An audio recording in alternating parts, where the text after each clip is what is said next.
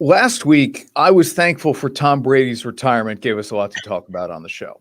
This week, Super Bowl week, don't need a lot of content to have fun on this show, and it's the NBA stealing the NFL's thunder. We generally don't see it work this way. The NFL steals thunder from every other sport out there, but on the brink of Super Bowl weekend, we get a blockbuster deal in the NBA ahead of the trade deadline. We're all over the breaking news of Kevin Durant traded to the Phoenix Suns. We've got Tony Gonzalez, the Hall of Fame tight end, with us on Onorato Company to preview Super Bowl 57. And Greg Gattuso breaks down his recruiting class coming in to the new year with UAlbany football. A lot of trades in the NBA, dirty, difficult, done, performance industrial. We're loaded up and ready to go.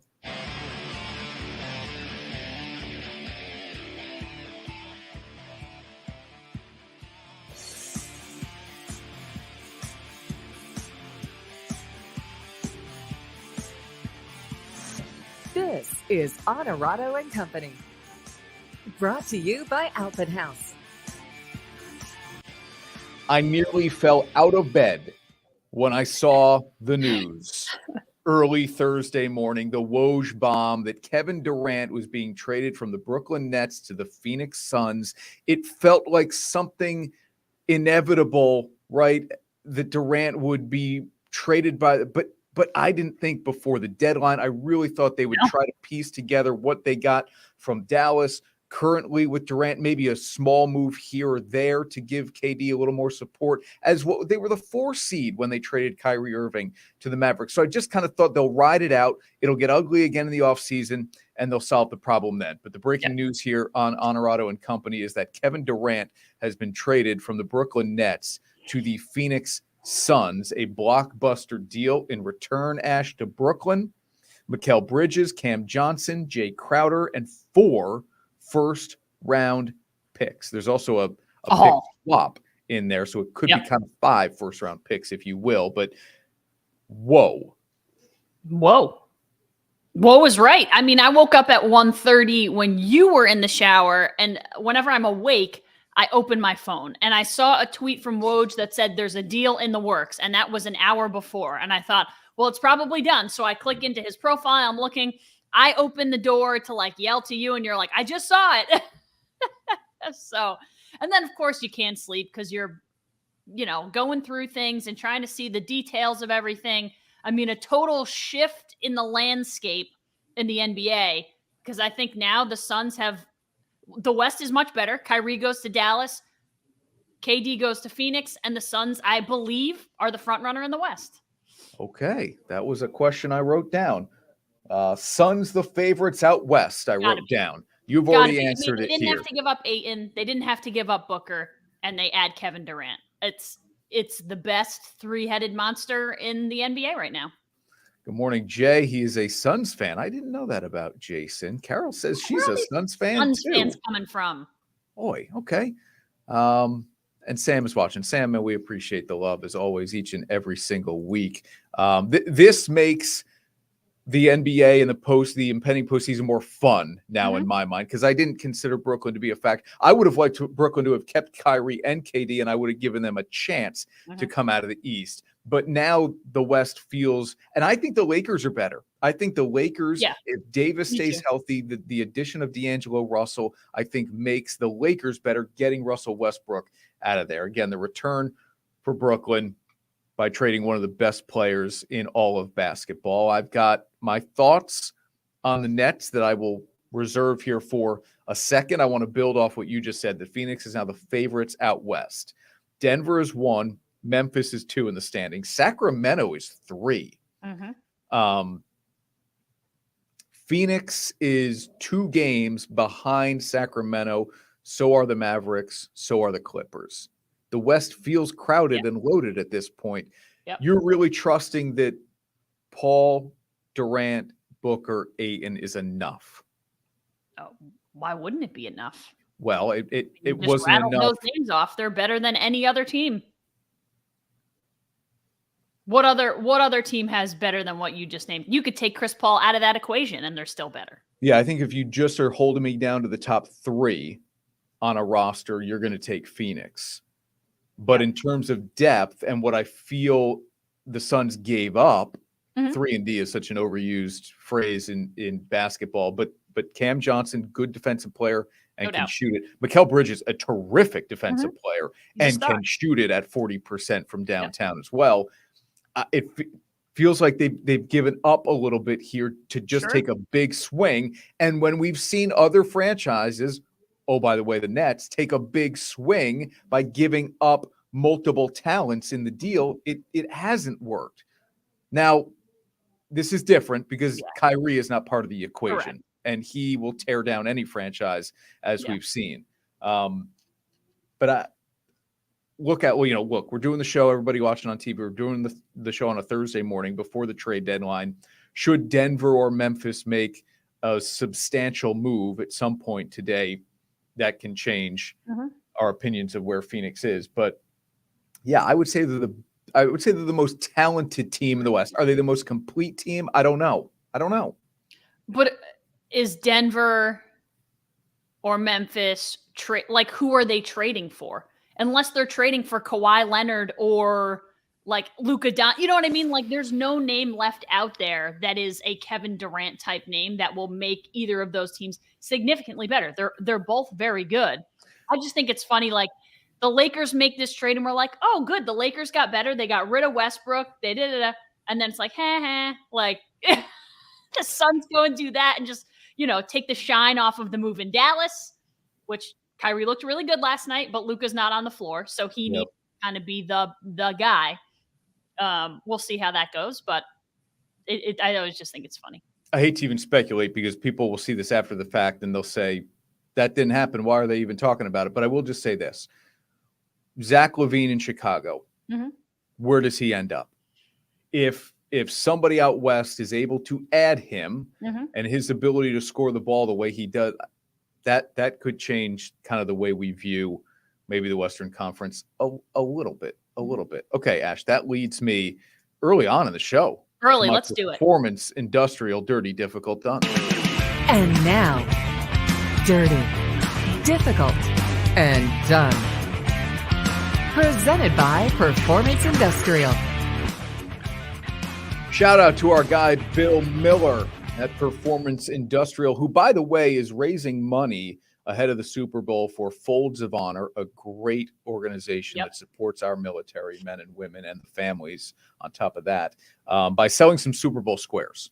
So they're big buy-ins, but they're big prizes as well. So check them out. It's a great fundraiser for Folds of Honor. My Performance Industrial dirty, difficult, done. I'm building off. Say it again. Sam's going to steal it right here. Oh, no. Sam. The Nets aren't done. Here's the deal with Brooklyn, okay? And Ash, you want to throw up Sam's comment? Go for it. Here's the deal with Brooklyn. Everybody is hyper-focused on the talent that is leaving the Nets. Harden, Irving, and Durant now, okay?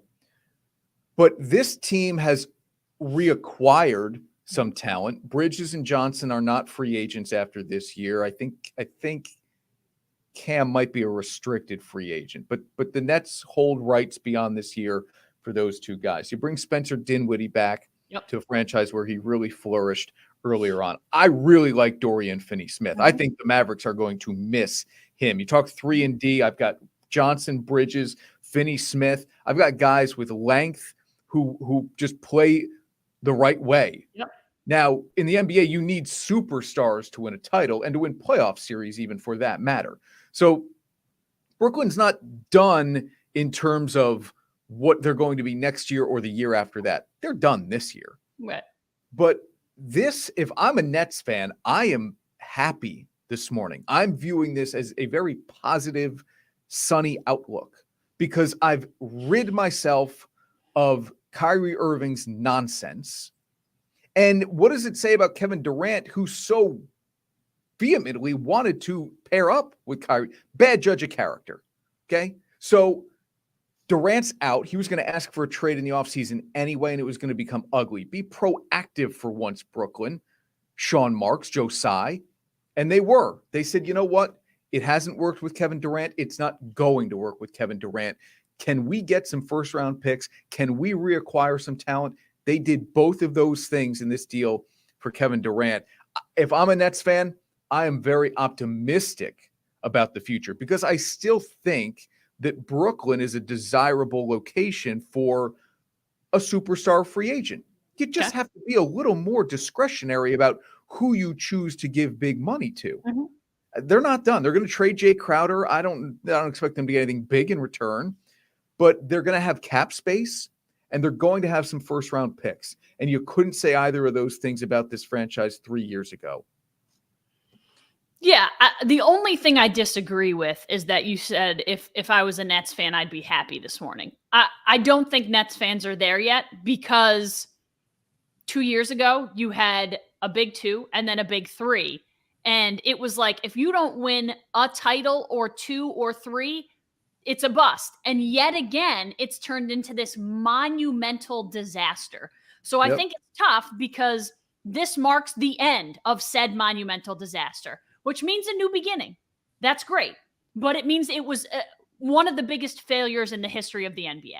Oh, there's no question. And I'm not denying that. And John makes a good point here. Remember, Brooklyn made that swing and they missed with Paul Pierce, Kevin Garnett, Jason Terry deal with Boston, where they gave up a ton of first round picks, 5 of them, I think. But I think the disappointment, I would be relieved. I would be relieved that you knew it was a failed experiment this year. So I would be relieved that it's over, that the Nets have decided, okay, we're good. This isn't working. It hasn't worked. It's not going to work.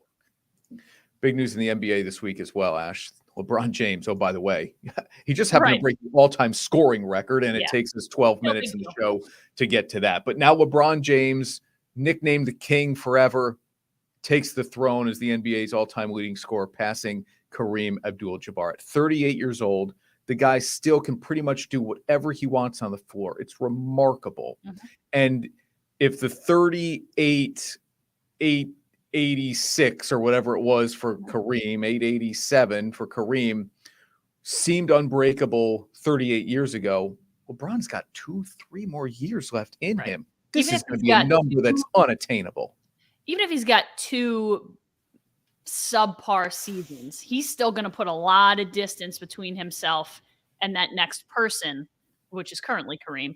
The only person I kind of thought is like if you get somebody like a Steph Curry, but the advantage is that LeBron started right out of high school. You are not going to get you're not going to get guys like Steph played in college. You're not going to get guys who have that 2, 3, 4 year advantage anymore unless they change the rule and another Steph Curry comes around. But yeah, I agree. I think it's going to be unattainable unless we find a Steph Curry Jr. who leaves high school and goes right to college or goes right to the NBA. Does this do anything for you in the debate of LeBron versus MJ?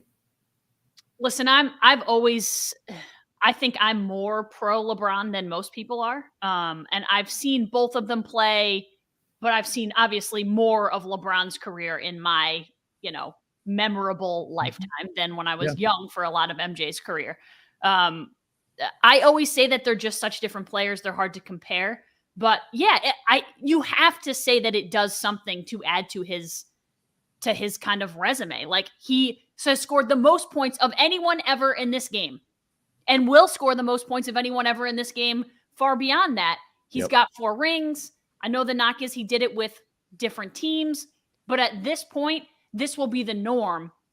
It won't be, you're not going to find Michael Jordans. You're not going to find guys winning, other than Steph, guys winning 4 or 5 titles with one team anymore. You get a guy like KD who wins with the Warriors, tries to go to the Nets. Now he's going to go to Phoenix.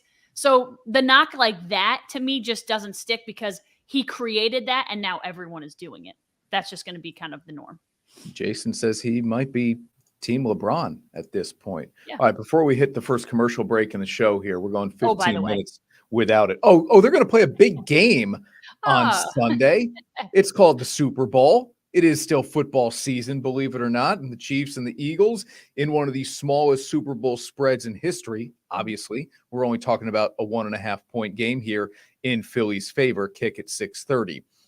We'll make our Pick 6 vodka pick later in the show. Greg Gattuso, Tony Gonzalez, still to come here on O & Co. Ash, give me a key to this game that you think might be a deciding factor. Yeah, I think the key for me is the Eagles' defensive line and their rush, their ability to rush the passer. They, regular season, we're talking 17 games, had 70 sacks. It was number 1 in the NFL. Yeah. The next closest team was the Kansas City Chiefs. They had 55 sacks. Yeah. I mean, they beat the next closest team by 15 sacks. If you go from the Chiefs 15 down, you get to the 17th next team. Like, there are 16 more teams. It's unbelievable the ability that they were able to just be that much better than everyone else on that defensive line. I think Hassan Reddick should have been a Defensive Player of the Year candidate. I think he's the best player on the field almost all the time when he's out there. So I think he'll get to Mahomes, and I just don't know that KC's line is good enough to hold up against a guy like that. So I'm going to pick the Eagles as much as it hurts my heart. I've also, picked against them all season long, but whatever. Hopefully that means they lose. Rockman's on the Eagles. Carol says she is torn, but thinks that the Eagles have the right formula for what needs to be done on Sunday. I wouldn't disagree with that. I think my key is Jalen Hurts containment. And part of me wanted to just pick the Philly secondary because nobody's talking about the Philly secondary, and obviously they can benefit from the pass rush that comes along. I don't want to take exactly what you're saying. I think ultimately it is the Eagles pass rush that decides this game in one way or another. But I'm going to go with the Eagles running game, and it's Hurts and it's Sanders and it's Boston, it's Scott, it's these guys that have the ability to keep the ball out of Patrick Mahomes' hands. I think it's going to be a high scoring game. We looked up the over. The other day was 50.5. I would still go over 50.5 is what I would do. Okay, let's take a break here. Greg Gattuso and Tony Gonzalez back-to-back on the show this week. Hang on, everyone. Back right after this on O & Co. Marcella's Appliance Center, our commitment is to you, providing essential appliances that families depend on. For cooking, refrigeration, cleaning, and sanitation, plus appliance repair, you can have peace of mind that Marcella's is here for you today and every day. Like we have been since 1957, helping you make the right choice with trusted brands like Whirlpool, Maytag, KitchenAid, and many more. Shop Marcella's Appliance Center in-store, online, or by phone. We're here for you. And now back to Onorato Company, brought to you by Alpen House. Welcome back into Onorato Company. I texted the UAlbany head coach Greg Gattuso, hey, do you want to come on the podcast and talk about the Devils winning the Stanley Cup? And he said that's probably going to be a short conversation. And I had a pretty good retort to that. I said, you're right. They will probably sweep every series. Oh, okay. Well, as a Penguins fan, I wouldn't expect him to play into your Devils nonsense. No, and I wouldn't expect anybody to. If you doubt the Devils, I really don't blame you. They've certainly struggled. But I did say but seriously, Coach, we'd love to have you on ahead of the Super Bowl and to talk about the recruiting class you have coming in. It's 19 players, 8 transfers, 11 freshmen. And so let's get on vacation. Yeah, somewhere way nicer than us. The coach is good enough to join us. Hey, Greg, how are you, man? I'm doing good. It's good to see you. I don't see you around the neighborhood, so this is the best I can do sometimes. I know, right? We live like 10 minutes away from one another. Yeah, barely. I know, not even. Yeah. Well, let's address the Devils. Let's just stop and address the Devils. You don't get that free start without a response. It's just I've been listening to the Rangers and the Islanders and now the Devils, and, they're all flash in the pans. When you go 16 years straight in the playoffs, and then come talk to me about the Devils, all right? Let's get one for the Devils, and then we'll talk. I know it's been a while since they've won a cup. They're good, though. They are good. I'm not going to lie. They're good. Yeah, they're fun to watch for the first time in a long time. Yeah. All right, Coach. Listen, thanks for taking the time out here. As I know you're trying to get a little R&R, but you just brought in. Is 19 a big recruiting class? And just on the surface, how do you feel about the guys you brought in? Yeah, there's some partial guys in there and some developmental guys in there that we really think are going to do well. And we've had great success with a lot of local kids going through this path, and they've been very good for us. But yeah, 19's a big number, but it's, and nowadays, I mean, you're losing kids. We've lost some guys into the portal. We've lost some depth into the portal. Some kids that have walked on that can't quite make the field right now, and they want to go play football, and we encourage that. If they come here and they give us a couple good years and they want to move on, we'll help them move on. So, it's a good class. I'm excited about it. I think we filled holes, but I think we added some talent, some high-end talent in the transfer portal, and just like last year, I think we've managed it really well. I don't love the concept of the transfer portal, but I do like operating within it. Okay. Coach, when you talk about an offense that finished second in the league last year with Reese Poffenbarger, that's pretty impressive. I noticed a lot of depth, I guess, you've added on the O-line because obviously you lose some. But how do you feel about how that position will be protecting a guy that obviously you feel like is your guy going forward? We feel good. We added a couple older kids, especially at the center position, losing Kobe Thomas. I think the biggest thing for us on the O-line is that's a very difficult position to go in the transfer portal and grab guys that can play. We believe it's more of a developmental position, and that's why we've taken a group of young, we have two tackles, 1'6'6", 1'6'7", both very athletic. We're excited about their development and how fast they develop. It's going to be on the coaching staff to get them ready to play to help as soon as possible. I'm not going to lie to you. The backdrop looks fake. It looks like a virtual backdrop where you are. It looks pretty perfect. Awesome. Blue sky, beautiful hotel. Yeah, it's rough. It's rough here in Florida in February. This 75, 80 degree weather. I don't know how they survive down here. It's we were sitting on a deck the first night we got here. It was 50 degrees and everybody was scattering inside. I was in a t-shirt and shorts. You're like, Colleen and I were. It was closing around us to get us to leave. So. It's a different world. It's easy to know who the Northerners are. I always say that. Like, if people from the North, it's like 50 degrees, your t-shirt, shorts. People from the South, they run inside. Yeah, it's funny. We there was a woman in a down coat next table to us. So we kind of look silly sitting out there. But when you get in Florida too, we're in Ocala, Florida right now at the Equestrian Hotel, and we stopped at a little shop and meet a guy who's from Pittsburgh. The waitress at the diner was from Binghamton. The manager of the store we were in was from Middletown, New York. And so the guy from Pittsburgh, we start talking, and he played basketball against my brother. He knows a bunch of people we know. Yeah, it just was wild when you get into these kind of areas in Florida. It's a lot of transplants. Yeah. Wow. Hey, speaking of kind of just going back in time a little bit, it's a short trip.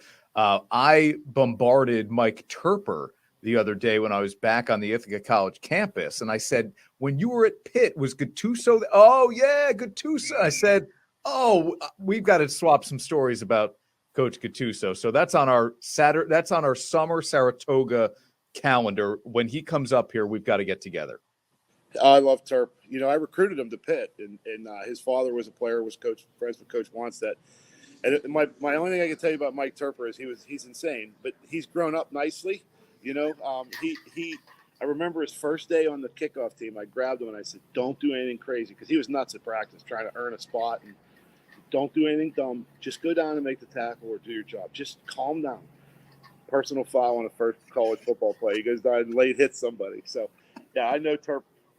I don't know what he told you. I'll have to talk to you about that in private. We had didn't get a ton out of him. It was a brief conversation, but we talked about how much we love our great red hair. Okay, let me just quickly here on one more thing on the recruiting class, because I think a lot of people are going to see, whoa, quarterback transfer from Auburn. And the guy on the depth chart at the top is the returning CAA Offensive Rookie of the Year. Where does Trey Lindsey fit in for you guys? When Joey Carino and Tyler Sikowski, they felt that their best opportunity was to go somewhere and play. They wanted to play because it's hard, when you have a young quarterback that's that talented. I get it, and we're excited. Joey's back playing lacrosse at Albany. He's a great person. Tyler as well is with Tiger out and Robert Morris, but it was scary because it's hard to bring a freshman in and have him as your backup, especially with the wild man running around the way he runs around. So, Coach Ambrose did a great job. He met Trey in the transfer portal, and Trey wants to make our team better. He's very serious about education. We have a great grad program in business at Albany. And he just, he wanted to come in and he wants to compete. He's not conceding, but he understands the challenge. And his exact words to me were, he asked me how long I was going to continue to coach. And I said, well, let me ask you a serious question. Like, you understand who's at the top of the depth chart? Yeah. It's pretty good. And he goes, I know, I just want to compete, make our team better. And he has. He's a great human being, comes from a great family. And his fiance was an Auburn cheerleader. She's awesome. We met her on the visit, and she'll be moving up here as well. So cool. We're excited about Trey. He's really all about winning and being a great teammate. If nothing else, he makes your scout team a heck of a lot better, right? I mean, yeah, he won't see scout team. He'll be he'll be up with the guys. Few local guys coming in as well, Coach, from Guilderland, Shaker, and LaSalle. So I know the second 2 crew loves to see that. Ash, let me pivot to the Super Bowl here. Your pick, Coach. I mean, you can't pick Philadelphia, right? Being a Pittsburgh guy. No, it would sacrilege. It would be.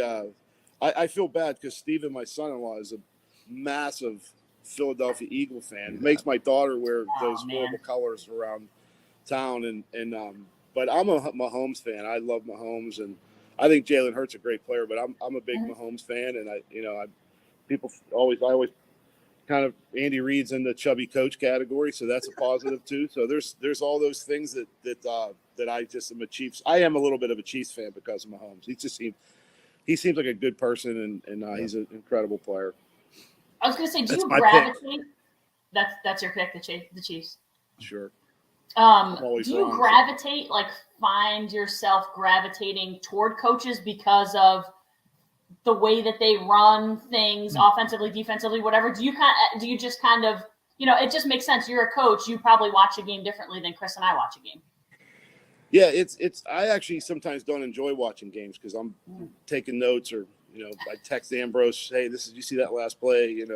I like that one. And, so it gets a little worky sometimes in it. So it is, I don't watch a ton of NFL football, but the playoffs, I get to see some. And I love the quarterbacks of today. I think this group of quarterbacks is so multi-talented and different. And it's just a great era for the quarterbacks, and hope they can stay healthy because it's, they're good ones. I mean, I think the kid down at Jacksonville is really good too. And, unfortunately, the Bengals have, Joe Burrows is excellent. And there's just so many good ones. You can just go down the list. It's a great time for quarterbacks. And football is at its best when there's great quarterbacks.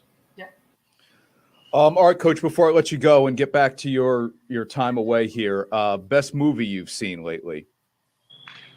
The Menu was really good. I was caught off guard. Okay. It's entertaining. It's different. The movies have really struggled a little bit since I call it the Thanos snap, the COVID. It just seems like you lost 2 years in there and somewhere. But yeah, the Menu was good. I would highly recommend it. There's a bunch of little things I've seen that are pretty decent, but nothing's knocked my socks off lately. I'm waiting for that. What have we seen, Chris? Everything at home. Everything's been at home that we've seen. We saw that. Have you seen The Tender Bar, Coach? No. That's good. The Tender Bar? Yeah, it's Ben Affleck. It's very good. It's on Amazon. It's very good. You can watch it right at home. It's great. Yeah, I'll have to watch it. I think The Last of Us is a creepy, interesting, That's the new. That whole fungus thing actually happens in nature, so it's kind of a little creepier than zombies. Although I like zombies. I'm not watching that, but I've thought maybe. You know what? I'm looking at the hotel behind you. Did you watch The White Lotus? No, I just can't figure out why it's good. When I figure that out, I'll watch it. Did you like it? I've never seen it. We haven't watched it, but we know a lot of people who love it. And I just said, I'm like, it feels a little weird. I'm not a big into like weird stuff. It feels a little weird for me. Yeah, I don't like to use the brain that much to figure stuff out. Let's have a little action in the beginning, get my attention. All these shows. There's so many shows on. It's hard. Everybody watches different things, but there's some great ones. I love the Boys. I think is a classically insane fun thing, and there's a lot of great series out there right now. Jack Ryan season 3 is in my queue. That's next for me. Very good. I watched that in about feels like 30 minutes. I love Reacher and Yeah, we haven't Jack watched that. Ryan. I read all the books, so I love to see the shows. I like that kind of. The Terminal List was pretty good. So we had Jack Carr on the show. Really? Yeah, that was good. I liked it. What's his name? The star of it. Chris Pratt. I really like Chris Pratt, but he doesn't strike me as a special ops guy. He just doesn't. So I felt like he was good, but I thought there could have been a little more badass. Can I say ass on there? Good badass. Oh yeah. Yeah. So I do love Chris Pratt. Don't take it wrong, Chris. If you see this and you're upset, give me a call. We'll talk. Talk it out. Hug it out. The best part of this show and doing an interview with us is you don't have to turn the brain on at all. And that's what I love about you, Chris. That's one of my. Hey, Mandy Patinkin though is great, and the Princess Bride is he's spectacular in that. Top match. Yeah, we went to see him at Proctor's and he struck the pose on stage. It was very Did he fun. Really? Yeah. He's really funny. You know what I watch a lot of to honestly is I watch a lot of Columbo. I always love Columbo. I wish they'd do a remake of Columbo. Mark Ruffalo as Columbo is my pitch. Ooh. Somebody needs to do. Okay. Well, in retirement, get into Hollywood in a few years or whenever it is, write a. This is what I'm getting into in retirement, right? There you go. See that sky in February? That. All right. Well, don't leave us too soon. No, Coach, I don't want to go too soon. Thank you, man. Enjoy the Super Bowl. Safe travels back when you do come back, and we'll catch up over the summer, I know. Awesome. It's great seeing you guys. Bye, Greg. Be good, buddy. The head coach, Greg Gattuso, with us here. What a shot. I'm kidding. I'm like, it looks fake in the background. It looks beautiful. Because all we have are gray skies in upstate New York currently. Yeah, but it looks awesome. That's pretty good. Okay. All right, we'll take a quick time out here on Onorato and Company. The Hall of Fame tight end, Tony Gonzalez, next on O & Co. Teams, athletes, organizations. We're transforming the custom apparel industry through products and purpose.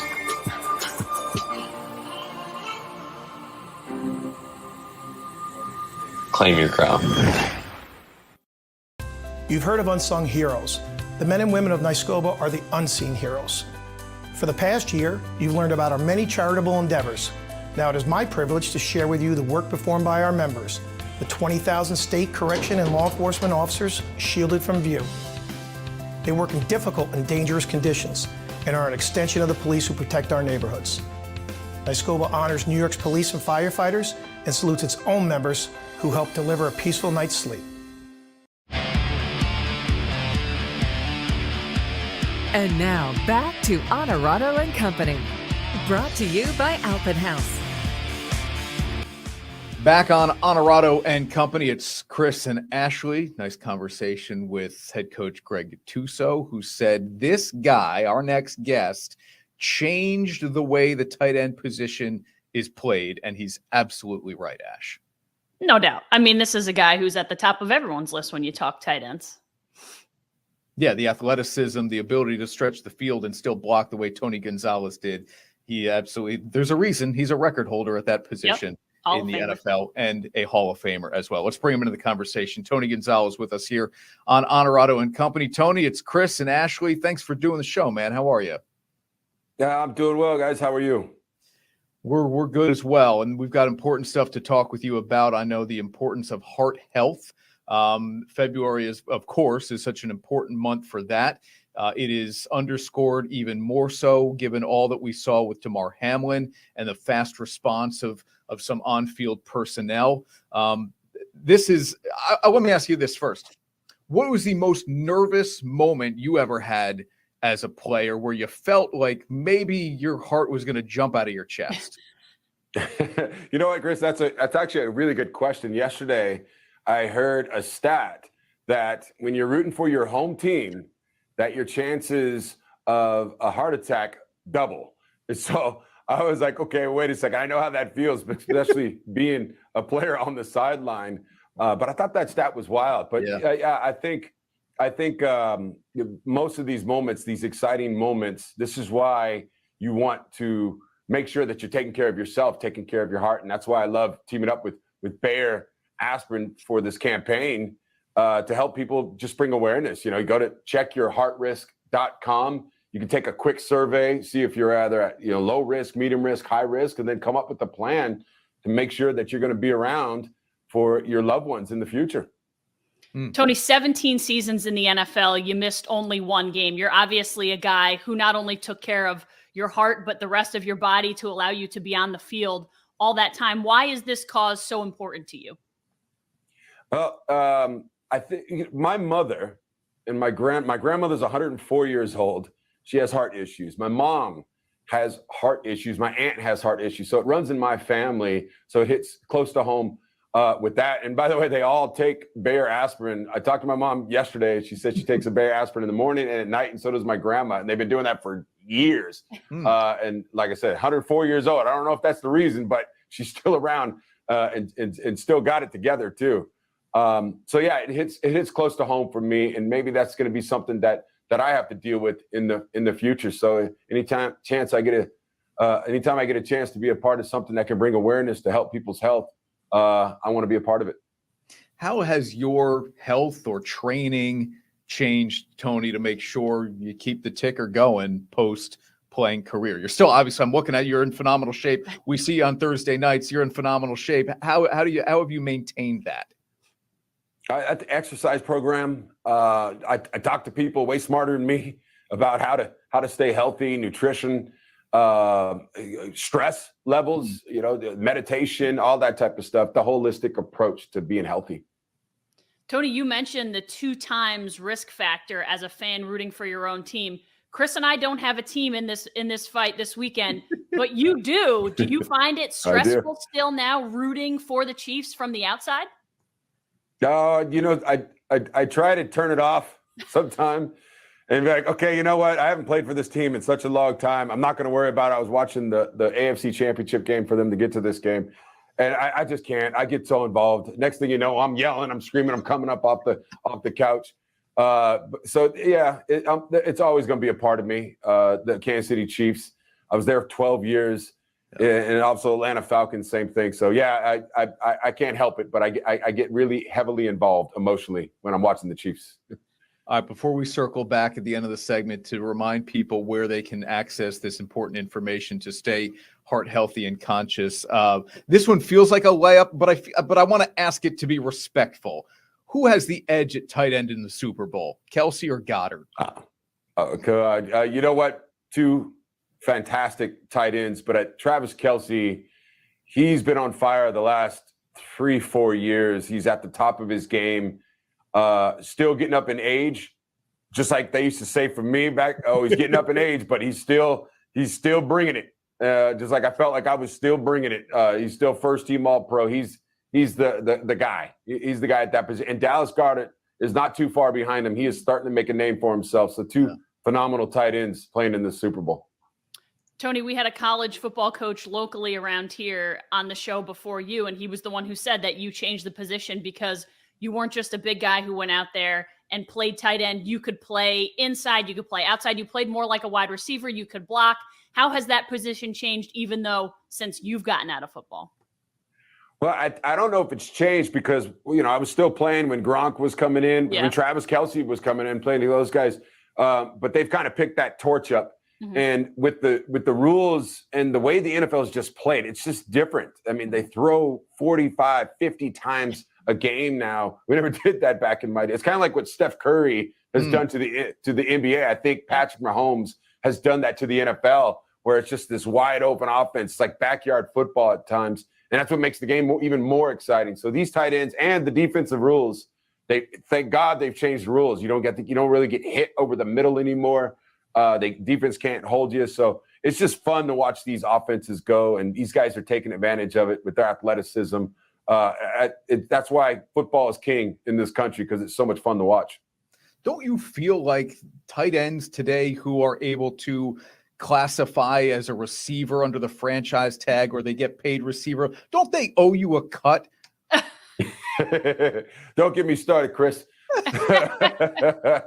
These guys, I look at what they're able to do, and I'm proud of them too. And, by the way, the older guys, when I came into the league and they saw what I was getting paid and like the stuff that was happening to me, they were saying the same thing. So I've now become that old guy looking at these young guys saying, man, if only it was for me. But I could be happy for these guys. Tony, your post-playing career now, you have the time and probably more energy to throw into causes like a heart health campaign. Where can people access more information? I know there are risk factors out there, and you guys have a digital tool that they can use too, right? Yeah, I think the simplest thing, and for sure, make sure you do this, especially all the men out there, go to checkyourheartrisk.com, because I know even me, sometimes you're like, I don't want to, I don't have to, I'll just put it off. Don't put it off. Just like in sports, can't put it off. Can't wait to figure it out when you're in the heat of the battle. Best time to prepare is now, and it's a quick 5-10 minute assessment just to see where you're at, and then come up with a plan. We were just showing some of the images that Bear was kind enough to share with us of fans in stressed out moments. Yeah. I am neither a Chiefs or an Eagles fan from growing up, so it'll be a stress-free Sunday for me. But Tony, good luck to your Chiefs, man. This has been an honor for us to get the opportunity to speak with a Hall of Famer like you, man. We appreciate it. Thank you. Thank you for having me. Have a good one.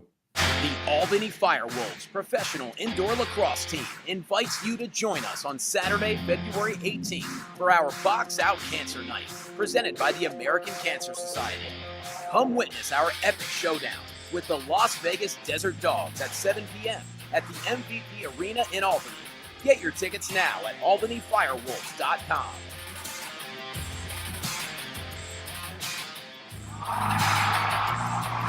Join the pack. And now back to Onorato Company, brought to you by Albany House. That was fun. A little back-to-back segment with the head coach Greg Gattuso and the Hall of Famer Tony Gonzalez, previewing Super Bowl 57. Ashley and I still have our Pick Six Vodka NFL Pick'em to come. It'll be at the very end of the show where we make our predictions for the Super Bowl. You are making some of your predictions here already, though, as you watch. Sam says 27-24 on a Butker late field goal. We know some people who would be very happy about a late Butker field goal. All right, let's jump into our weekly segment we do here called Follow the Pack, where we feature the Albany FireWolves each and every single week. And you just saw the commercial there. Big home game coming up on the 18th. Box Out Cancer. And Ash, anytime we have an opportunity to do something for the American Cancer Society or the fight overall of, let me unmute you there. Yeah. Or the overall fight against cancer, we jump in both feet. Terry Bradford works with the FireWolves front office, and he's good enough to join up from the atrium. Nice. Yeah. Nice shot there, Terry. Arena. Whoa. Okay. Going next level. A lot of times we talk to a FireWolves guy, he's like at the office work. Or he's at home. I mean, technically Terry's at work too. I was just going to say, this is the office, but it's a very nice office that he has. Terry, thank you for doing the show, man. A big game coming up on the 18th. Give us a little bit of insight as to why it's important for this franchise to back the American Cancer Society and the fight overall. Yeah, it's obviously very important. It's something that touches everybody, whether you've had cancer or not. Everyone knows someone who has had cancer. And one of the things that was super important when this ownership group brought the team into the Albany market was giving back to the community as much as possible. A lot of that is sports-based and getting lacrosse into the hands of kids that can't usually afford to do it. But it's also doing things like this, things like Military Appreciation Night or a Box Out Cancer Night with an amazing organization such as the American Cancer Society. We did it last year. It was a great ceremony that we had, and it'll be the same type of thing this year. I'm glad that you two are a part of it as well. I was going to say, Chris, you're making your big debut in front of FireWolves fans. I'm around FireWolves fans all the time, but what are you doing? Yeah, and my microphone's going to be louder than yours. It won't necessarily maybe reach as many people on the digital platforms, but I'm looking forward to it. I'm honored that Chris thought to even invite me down there for that game, to be on the field to recognize some of the cancer survivors in our community. I'm beyond humbled to be part of that. So thank you, Terry. Thank you, Chris. Really if you're cool. watching, it'll be a fun night. Let's pack this place, right? Las Vegas, new franchise, first time the Albany market will have seen this team. This is a great opportunity, even beyond Box Out Cancer Night, for people to come see the FireWolves. Yeah, it really is. Las Vegas is an expansion team. It's going to be exciting to see them here for the first time in market. They have a very fun ownership group as well with Wayne Gretzky, Dustin Johnson, and Steve Nash. So they have some firepower on and off the field. And we're looking forward to welcoming them to the Capital Region next weekend. And Terry, this is kind of unique. I had mentioned this to Chris, but Sean Williams, who is Las Vegas's head coach, has a very strong connection to cancer. He lost a young son to cancer, Tucker. I know every team he's been a part of does something like this.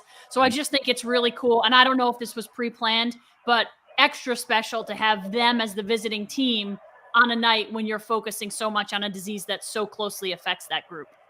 Yeah, exactly. They do a great job out in Buffalo for Tucker Out Lymphoma Night. And this, admittely, this was Las Vegas just happened to be playing this game. Yeah. It's a great tie-in. It's good for us that they'll be in town for a night like this. So it'll hit close to home, literally and figuratively, for the home team and for the away team. All right, Terry, whether it's a group sale buy or people just want to get a couple of tickets for their family, what's the best way to do that for the 18th? Yeah, best way to do it. If you go to albanyfirewolves.com/boxout, that will take you to a ticket page that will help the American Cancer Society as well. Tickets on that page are $20, and $5 will go back to the American Cancer Society for every ticket that gets purchased. Awesome. albanyfirewolves.com/boxout. Money that you put towards your ticket going to ACS here locally. Absolutely love that.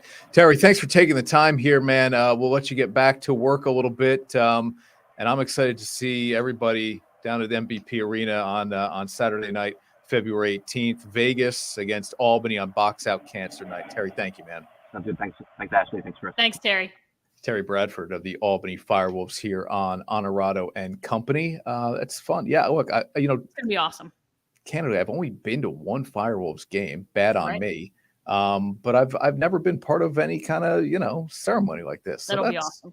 That's pretty cool. Yeah.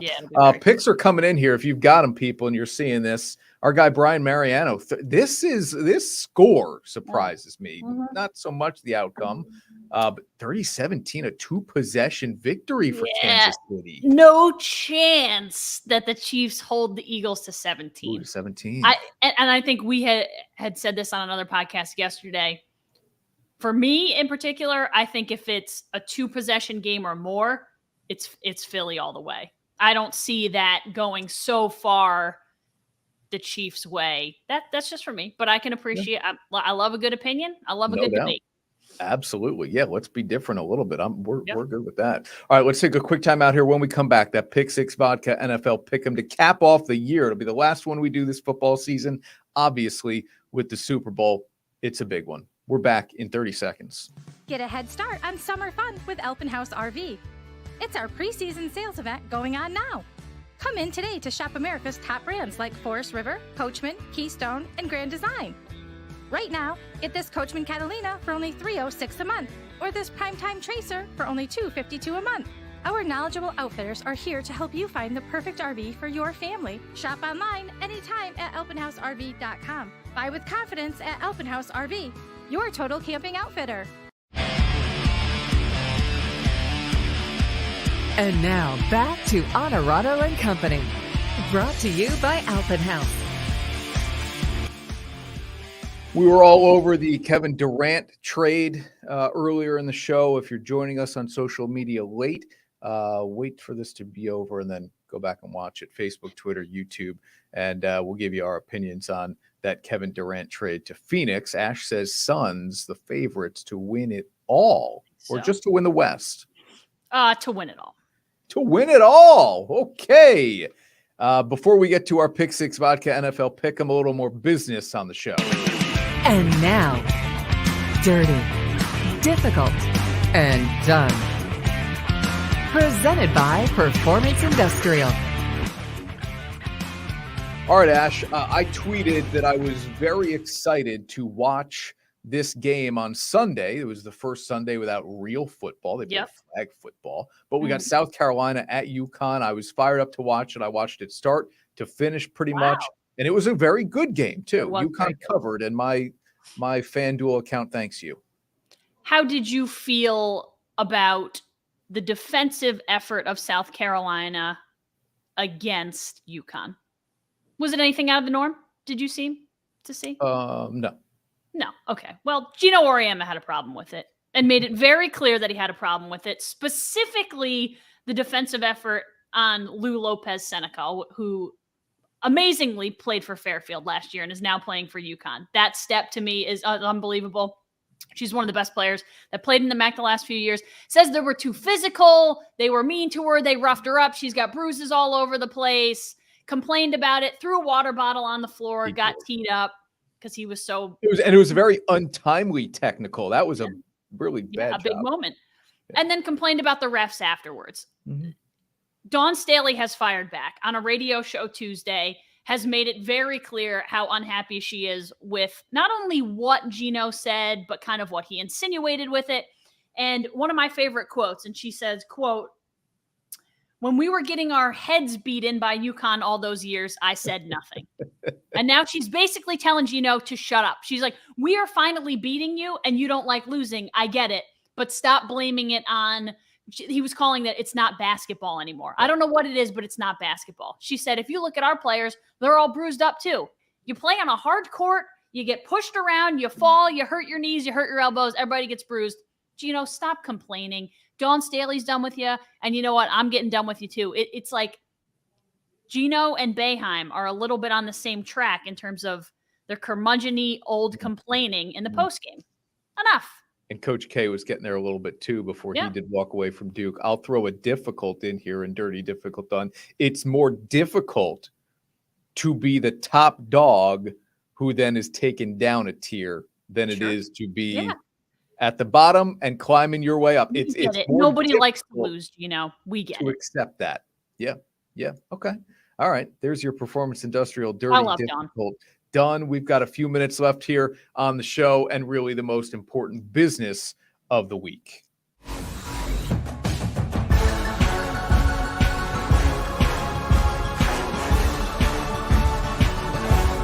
And now your weekly NFL Pick'em, presented by Pick 6 Vodka. Time for the most embarrassing part of the week as well, and that's when we share our records with you. Here we are. This includes the playoffs. Ash is one game over 500, so the good news here, with just one game to go, Ash, you cannot finish below 500. That's true. Nice. You know what? I wouldn't even mind an even 500 finish. If I lose this game, no big deal. Yeah. And I am one back behind Ashley. We're both 1-1 on Championship Sunday. We both took the Bengals to win at Arrowhead. True? Yes. True. Yeah. Okay. So we were right on Philly, and we were wrong on Kansas City. But that's a look at the season so far. Let's get to our picks.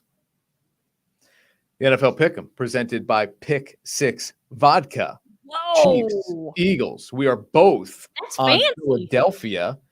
And we both like the over. We both like the cover as well. So give us the over, which was 50.5. Give us Philly to cover. And the Eagles win their second Super Bowl in a handful of years. I mean, apparently I'm taking 60.5 here. That's a lot of scoring. Yeah, I know it's a lot of scoring. Yeah. But we're gonna score every time up and down the field. Yeah, I think you seem to think that even if there were defensive scores, it wouldn't surprise you in this game, or at least big defensive plays that set up close short scores. Field. Yep, short field defensive or offensive scores, defense turning into offense, that type of thing.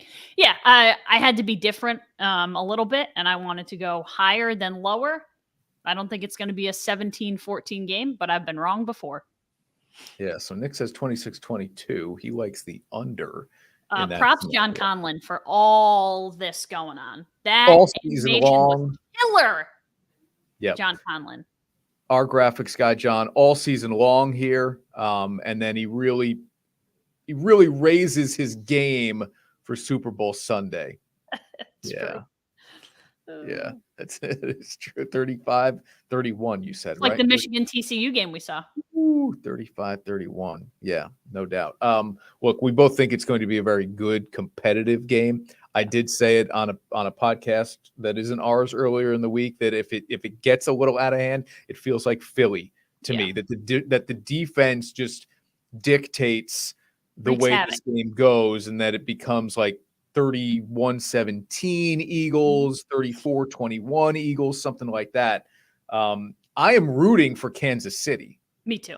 But my head tells me Philadelphia. They've been the best team in football all year. This is getting broken record for me, I know. But they lost one game when Jalen Hurts is healthy. And it was a throwaway for me on Monday night against Washington. They've been the best team all season. I'm not going to stop believing it now because it's the biggest game of the year, and it's because against a guy like Patrick Mahomes. I've seen Mahomes lose a Super Bowl before.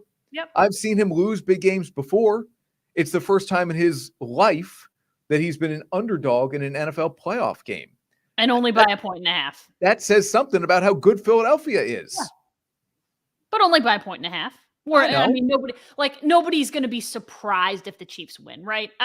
No. It's one of those games like it's not.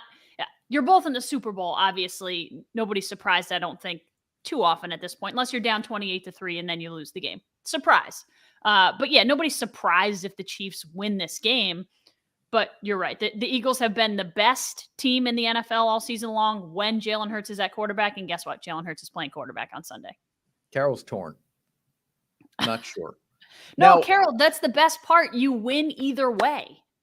You lose either way, but you win either way. You like both teams, you win either way. You can't get to this big of a game and root for both teams. Mike says, first of all, Eagles in the profile picture, Philly by a bunch. I mean, if he didn't say that, it wouldn't be on brand enough for him. Right.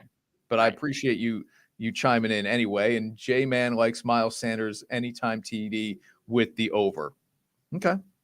I think I like Sanders too. I feel like you bet Hurts to run one in at some point as well, but the run game and the D line all over the yard too. Yeah, run game and the D line going to be huge in this game. Have to be. Quickly, Super Bowl memory. Every time the year this rolls around, what do you think about first, or maybe most prominently? Yeah, my favorite Super Bowl memory is the helmet catch. Second to none. I was wearing a David Tyree jersey, sitting at Syracuse my senior year, watching that game. I got Tyree's jersey only because he graduated from Syracuse, not because I loved him all that much or whatever. But then he goes out and makes arguably the greatest play in the history of the Super Bowl, and the Giants win. I'm good. Like, I'm pretty much set for life on that one. Yeah, that one's not bad. For me, it's when Favre ripped off the helmet and he's running around in New Orleans after he threw that long touchdown pass early on in the game. Then, of course, the Desmond Howard kickoff return for a touchdown. All right, we're both on the Eagles, Ash. Have a great Super Bowl Sunday, everybody. Enjoy the game.